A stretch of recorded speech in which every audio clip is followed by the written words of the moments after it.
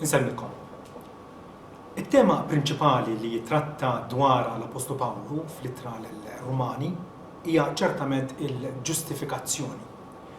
Kif Alla l-imħallef tas-sema u l-art jiddikjara bħala ġusti lil midinbin illi jafdaw fi Kristu Ġesu.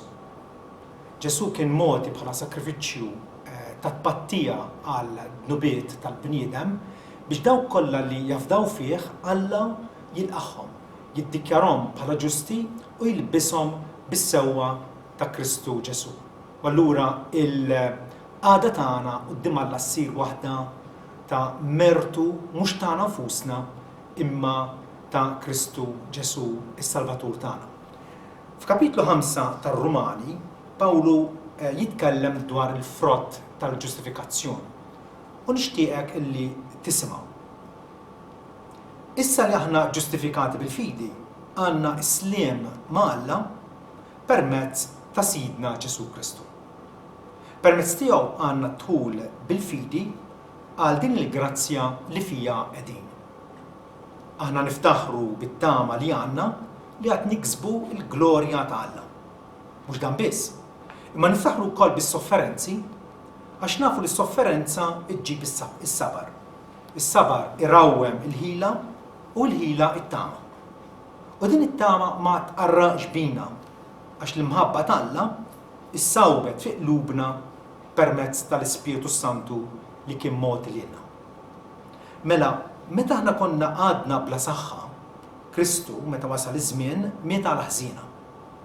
Bilkemm wieħed imut għal wieħed tajjeb, għad wieħed għandu mnejn jagħmel il-qalb u jmut għal wieħed ġeneruż. Iżda l-lawrina l-imħabba tiegħu meta Kristu miet għalina aħna li konna għadna midinbin. Kemm aktar u aktar issa li aħna ġġustifikati b'demmu insalvaw permezz tiegħu mill-korla ta' Alla.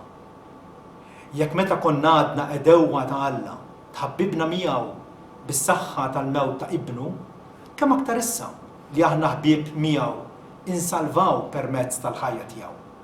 Mhux hekk biss, imma niftaħru wkoll f'Alla b'Sidna Ġesu Kristu li permezz tiegħu ksibna din il-ħbiberija.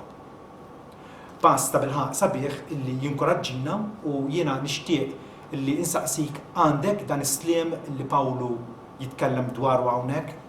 Hawnhekk jiddikjara fil-bidunet illi dawk li huma ġustifikati bil-fidi għandhom sliem ma' Alla, jinsabu sewwa ma' Alla u allura huma imħejjija għall-mewt u għad-destin etern tagħhom. Grazzi.